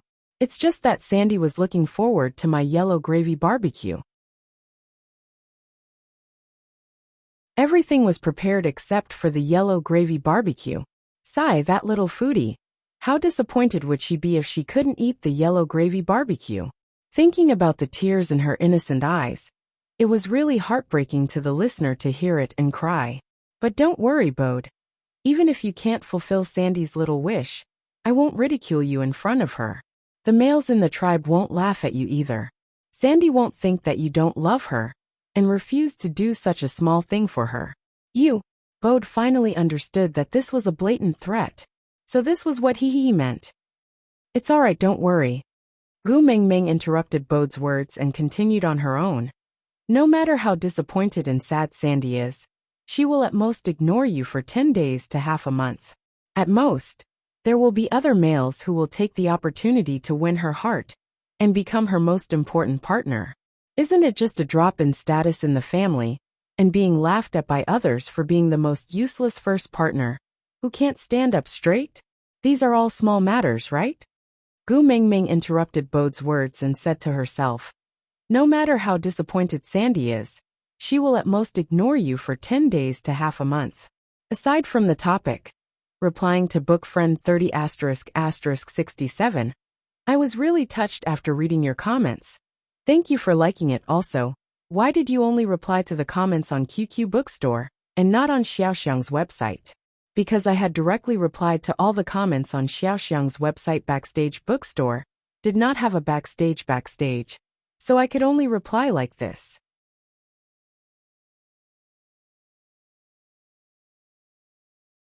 Chapter 106. Bode was so angry that he wanted to bite someone. But Gu Mingming was a female. Why? Why was this annoying Gu Mingming not a male? And you guys? Gu Mingming turned around to look at Colin and Oakley. No one is allowed to tell anyone that Bode is unwilling to help Sandy find the yellow sauce. Sandy had always been bullied by Nina in the past, causing her to have such a submissive personality that she would cry over even the smallest matter. If this matter was made known to the entire tribe, who knew what kind of criticism Sandy would receive, by then, that damn Nina would definitely say that Sandy is a half-orc, something along the lines of, it must be because Sandy is a half-orc. That's why Bode is unwilling to help her with such a small matter. That Nina would definitely say that. I don't want Sandy to listen to such harsh and sarcastic remarks, so all of you better keep your mouths shut. No one is allowed to leak a single word. Colin and Oakley looked at each other and thought to themselves, although it sounds like he's defending Sandy, why do I feel that something's not quite right about it? I'll bring you there. Bode could not hold it in any longer. It did not matter how much he was mocked and mocked. Even if Sandy found a new partner in the future, he would already be mentally prepared. But if Sandy was to be bullied by Nina because of this matter, he would definitely not tolerate it. Really? Gu Mingming turned her head to look at Bode suspiciously, her face full of doubt. Really? Bode could not explain why, but he always felt that he was always on the losing end whenever he met Gu Mingming. Although they would fight with Nina's partners from time to time when Nina bullied Sandy, and were often beaten up badly by Quentin, but he could at least fight for Sandy then. Damn, why was it that whenever he met Gu Mingming, she would just blabber on, and he would be unable to defend himself? Grievance, so damn grievance. Bode firmly believed that he must ask Sandy to stay away from Gu Mingming when they return, or else she would be led astray by Gu Mingming sooner or later. But this was all in the future. The most important thing now was to bring Gu Mingming to find the yellow sauce, but also to ensure that she would not be killed by the yellow needle insects. Or else, he would not be able to answer to Sandy. Thinking about this, Bode cleared his throat and said, I can bring you there, but you have to stand far away with Oakley. Once something goes wrong, let Oakley bring you and run first. Gu Mingming looked at Oakley, suddenly feeling that her mounts after she came to the beast world. In the past, who would have thought that she could ride a black wolf and a snow fox? Or maybe she could even ride a lynx. Mingming Gu Mingming Gu. Gu Mingming answered without hesitation, causing Bode to suspect that she had no intention of abiding by the agreement. Gu Ding Hao then dilly boomed. When the four of them finally reached the beehive, Gu Mingming pushed Bode away and walked forward while shaking her head. She walked to the bottom of the beehive and raised her head to take a look. Not bad, pure wild honey. The beehive was big and sturdy, and she could faintly see the golden honey inside. The worker bees in and out busy. Dong. Gu Gu was Gu Dong.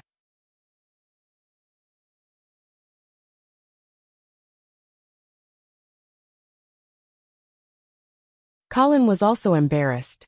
He had never thought that drilling wood to make a fire was a delicate job. But seeing that Gu Mingming was not disappointed in him because of this, Colin felt much more at ease. He simply handed the branch to Oakley and watched from the side with Gu Mengmeng. Although Oakley was not as smart as Leah, he quickly grasped the knack. A thin wisp of smoke rose up and Gu Mengmeng hurriedly piled the dried leaves inside. Then, she pointed at the leaves that looked like an elephant's ear. Colin, pull 2 leaves and fan them. Colin reached out his hand and pulled 2 leaves off. Then he started fanning them one by one. Gu Mengmeng's face darkened. She turned her head and asked, "Why are you fanning me? Who asked you to fan the fire?" Aside from the topic, yesterday, I plucked up my courage to look for the editor and said that everyone thinks that NPC is good. Can I write NPC? The great editor told me seriously, we are cracking down.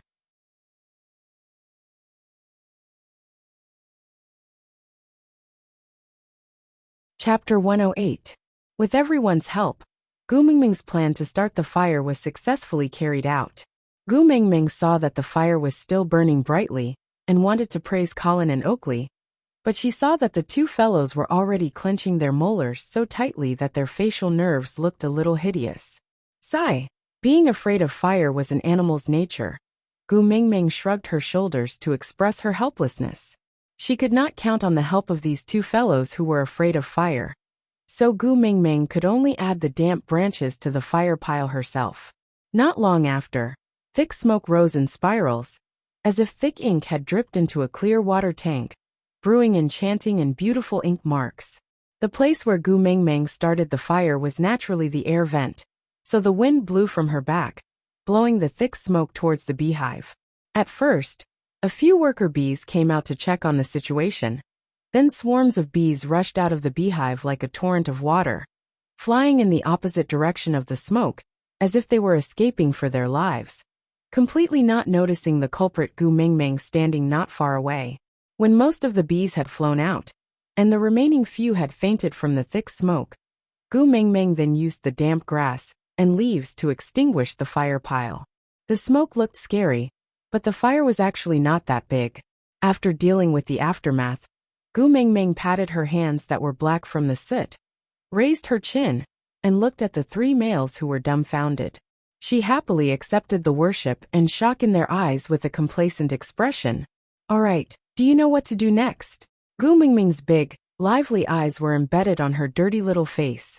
She gave Colin and the other 2 a do-it look, but the 3 of them still maintained their dazed gazes and looked at her, as if they did not understand what had happened from the start. Gu Mengmeng facepalmed. Sigh. Brains are a good thing, but they actually did not have it. If she was not afraid of Leah and Elvis stopping her, she really should have brought the 2 of them along. Helplessly, she could only use these 3 people now, and that Bode was still someone she could not rely on. Gu Mengmeng sighed, and could only pull herself together. She patted Colin's shoulder and said, "Colin, hug me." Huh.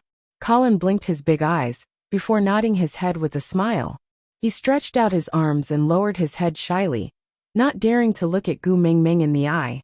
He was like a little girl who was reluctant, but welcoming at the same time. Gu Mengmeng frowned and said with a look of disdain, "You're almost 2 meters tall. Why are you acting shy? It doesn't match your character at all." Ah. Colin did not know how to reply to Gu Mengmeng's sarcasm. He just lowered his head feeling wronged, thinking to himself, "I'm really too stupid. I made Gu Mengmeng angry again. Don't blush." Gu Mengmeng was going crazy. She really could not stand a muscular man who was almost as strong as Schwarzenegger, behaving like a little wife in front of her, who was the one who risked his life to rush the tower last night, and was covered in blood. Beast deity, hurry up and take this effeminate fake goods away. Oh, Colin nodded vigorously, but he didn't know how to keep his face from turning red, and the more anxious he was, the redder his face seemed to become. What to do?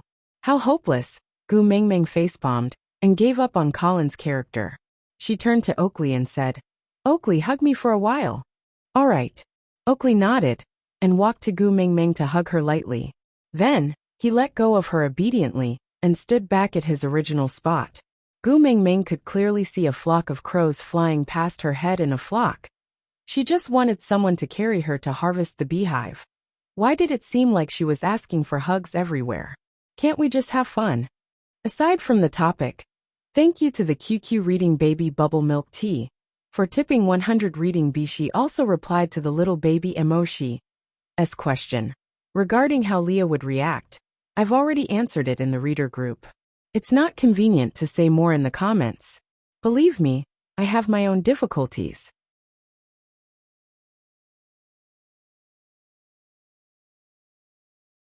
Chapter 109. Gu Mingming's face darkened. Forget it, I won't count on you guys, I'll climb up the tree myself. Gu Mingming shook her head and gave up the idea of communicating with these males helplessly. She walked towards the hive by herself. How would Colin and Oakley dare to let her walk over alone? So they kept their lingering thoughts and hurriedly followed her. Colin stood in front of Gu Mingming, ready to use himself as a meat shield to protect her. Oakley followed closely behind Gu Mingming, ready to bring Gu Mingming away if the yellow needle insects attacked.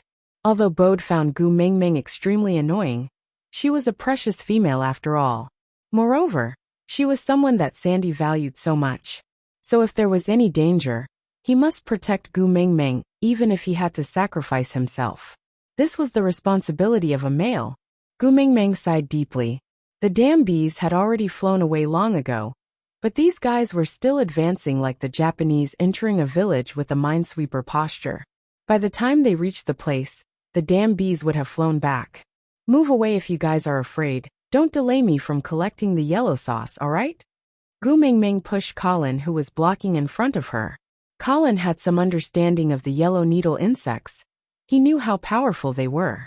Seeing Gu Mingming's fearless look, he became more worried, so he licked his lips and said, "Why don't you just stand here and wait? I'll go over and help you get it, alright?" Gu Mingming did not insist and nodded. "Alright, just break off half of that hive for me. Just half is enough, don't take the whole thing." "One half?" Colin's eyes widened.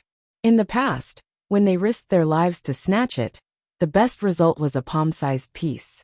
That time, there were 2 males who could never return to Saint Nazaire. 2/3 at most, no more. If you take it all, they won't come back to build their nest next year. That won't do, understand? Gu Mingming did not know about Colin's worries. She thought that half was too little. Colin clenched his teeth, thinking that even if he was killed by the yellow needle insects, he would never disappoint Gu Mingming. So he nodded with the determination to die. "Alright, I'll definitely get it back for you. Wait for me here." Gu Mingming did not understand where Colin's tragic and stirring emotions came from. She only saw him instructing Oakley and Bode to bring Gu Mingming away immediately if anything happened. Then, he turned into a bear resolutely and sprinted towards the beehive. Have you ever seen a kuroshio that is as tall as a building running on all fours? Why did it feel like the wind was howling and the water was cold, as if it would never return? Gu Mingming wanted to stand behind Colin and sing One Cut Plum. Colin didn't waste any time. He went up and directly dug out more than half of the beehive with his palm. Then he turned around and ran. As he ran, he shouted, "Success! Retreat!" Then, either Oakley or Bode grabbed Gu Mingming's collar and dragged her along as they ran. Gu Mingming looked at the scenery flying past her rapidly, and her heart crumbled. The King bees didn't even chase after us. So why are you guys running? Unfortunately, the 3 males didn't even give her a chance to speak. They sprinted all the way back to Saint Nazaire. When Gu Mingming could finally land on both her feet, she felt as if she had sat on a roller coaster 8 times. Her head was spinning, and she just wanted to vomit. However, just as Gu Mingming was about to find a tree root to support herself and vomit, a deafening cheer rang out behind her. Before she could react to what had happened, she was lifted by all 4 limbs and thrown high up into the sky by a group of males. F***CK Roller Coaster 2. Upgraded version 0. Digression. Announcement. This article's 2P will be held from the 25th to the 28th. Same rules. In these 3 days, don't pay attention to the articles. Don't pay attention to the articles. You must follow the articles daily, and then actively leave comments. Those who have flowers will donate flowers, and those who have votes will vote. During the PK period, there will be 3 chapters every day. The diligent Jeaner is working hard to write the draft. Then, it will be the same as during 1P. There will be a small question placed under the article every day. The first one to answer correctly will be rewarded with 66xxb. The second one will be rewarded with 56xxb. The third one will be rewarded with 36xxb. The rest of the people who answer correctly will be rewarded with 18xxb. The first one to leave a comment every day will be rewarded with 10xxb. Those who discuss the plot will be rewarded according to the quality of their comments. Our Gumingming's future will depend on the results of 2p. Also, reader group number 4927799273.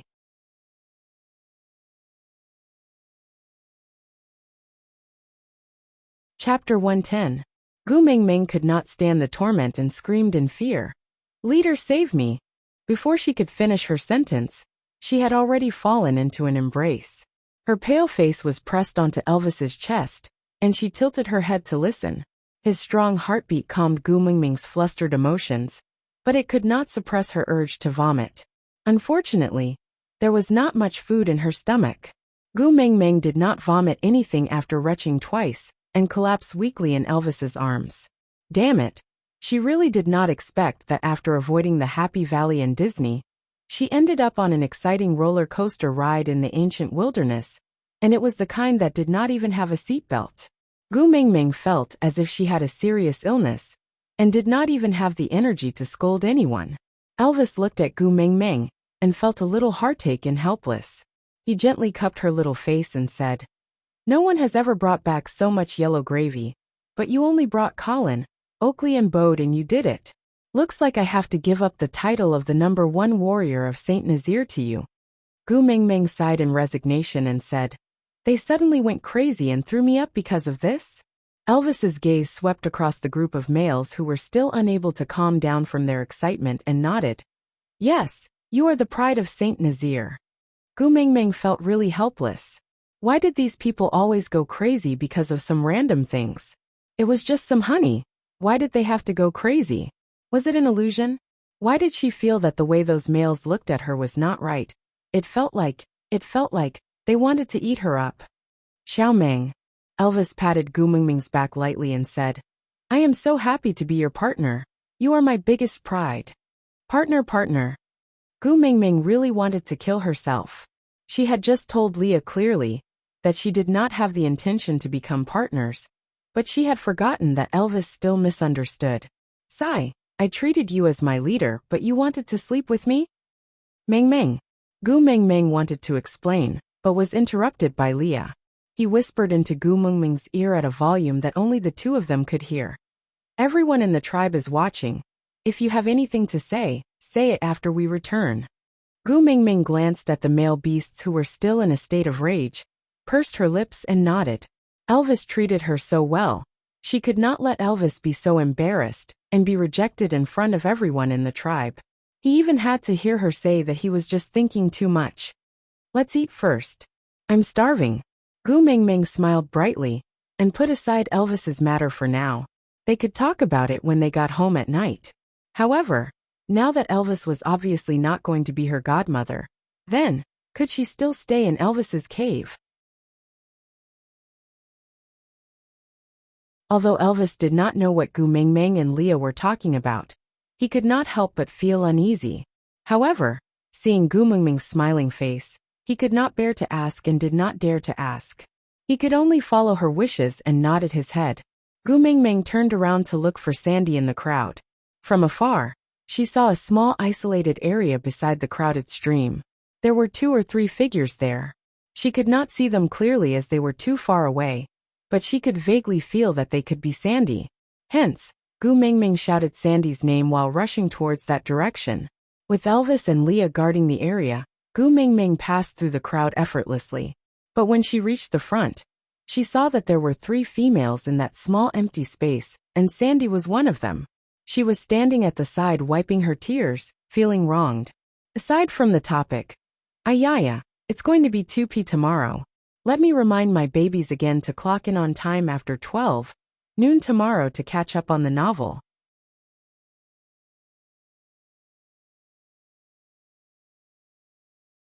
Chapter 111.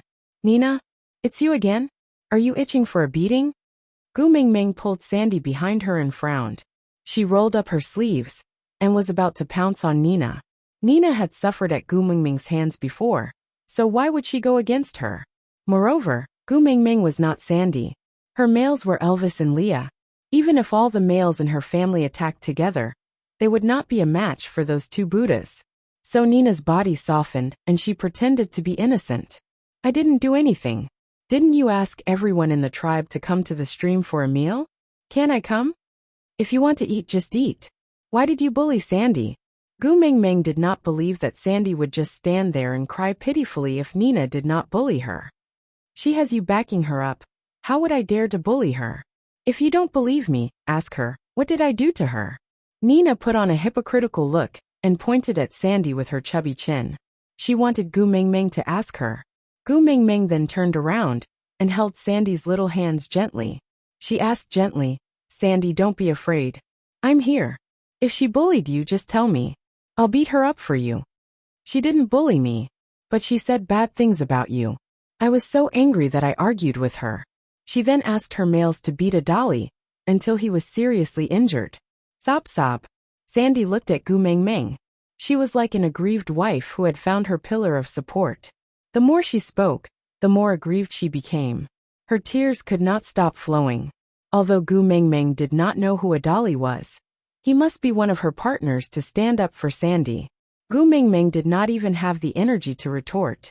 She had already beaten up your husband until he was seriously injured. How dare you say she did not bully you? How much more did you want to bully her?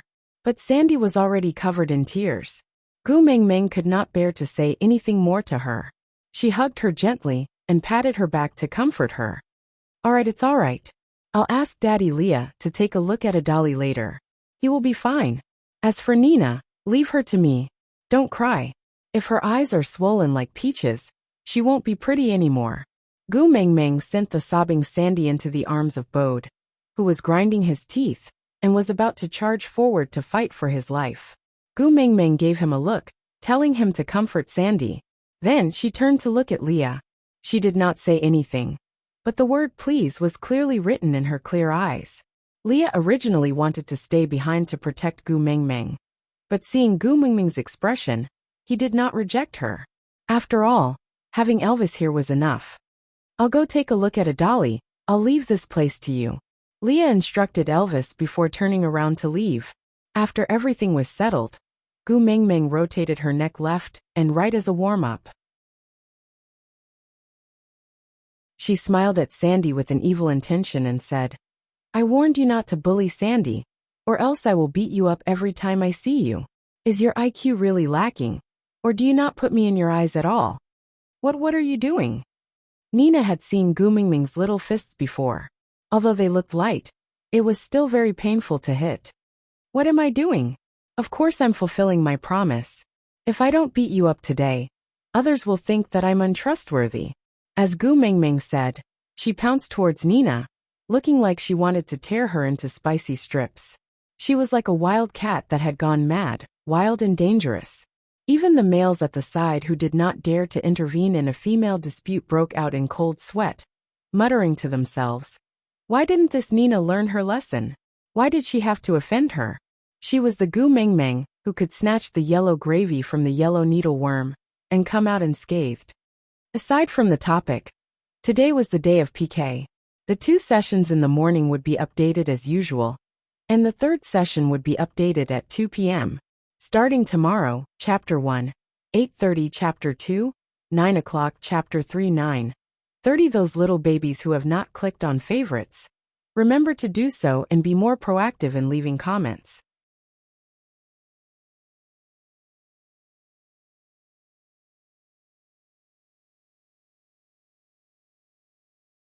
After all, she almost died in his hands 2 days ago. Gu Mingming was never a person who blindly flaunted her strength. She knew that she had no chance of winning against Quentin. So while retreating, she lifted her chin and asked, why? Are you going to play the same trick again? You didn't kill me last time, so you want to kill me again today? Let me tell you, my leader is here, you can't hurt me. Elvis took the opportunity to carry Gu Mingming up with one arm. He was clearly only half a head taller than Quentin, but the pressure of a natural king made him look much more muscular than Quentin. That was an absolute crushing pressure.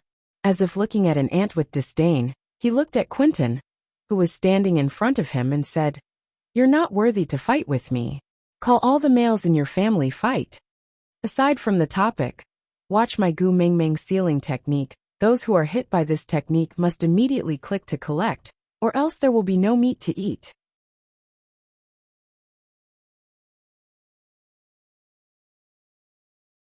Chapter 113. Elvis's word battle shocked the entire place into silence. Everyone seemed to be holding their breaths, afraid that if they breathed too loudly, they would be burned. "Elvis, you actually want to kill all the males for her?" Nina saw that Gu Ming Ming was being carried in Elvis's arms, and could not jump down to hit her for a while. Furthermore, Quentin had also rushed back, so she became much more daring. She directly stood out from behind Quentin and reprimanded Elvis, as though he was Chin Shimmy. "Back then, in order to prove my fertility to you, I got pregnant with a nest of eaglets the year I came of age. But in order to give birth to your first nest of wolf cubs, I forced Quentin to smash all the eggs in the nest. I don't blame you for always distancing yourself from me all these years. As long as you agree to mate with me now, I promise that when I go into estrus next spring, I will mate with you immediately and give birth to your first nest of wolf cubs. Give up on that Gu Ming Ming. It's going to be winter soon. If she goes into estrus at this time, she will definitely not have a good ending. Even if she successfully gets pregnant after you mate, with that skinny body of hers, how can she survive the long winter? And how can she give birth to healthy cubs for you?" Elvis was expressionless.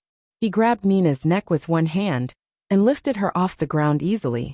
He squinted his dangerous eyes and said in a voice so cold that it seemed like ice could form, "You don't have the right to comment on Xiaomeng." Quentin held onto Elvis's wrist.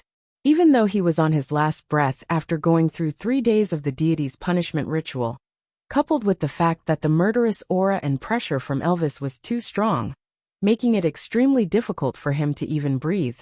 But looking at Nina, who was on the verge of death, Quentin still forced himself to take a breath and said with difficulty, "She's a female." Elvis curled his lips in disdain. His pupils shifted slightly, and he glanced at Quentin from the corner of his eyes, asking, "So what?" Quentin pursed his lips tightly. He knew. And it was precisely because he knew that he chose to bring Nina to Saint Nazaire back then. The rules of the beast world were completely useless to Elvis. No, to a mated male, nothing was more important than his own female. Even he could kill Gu Ming Ming because of Nina's words. What more Elvis? Quentin felt that his vision was starting to turn yellow, and everything he saw was blurry. This was a sign of fainting.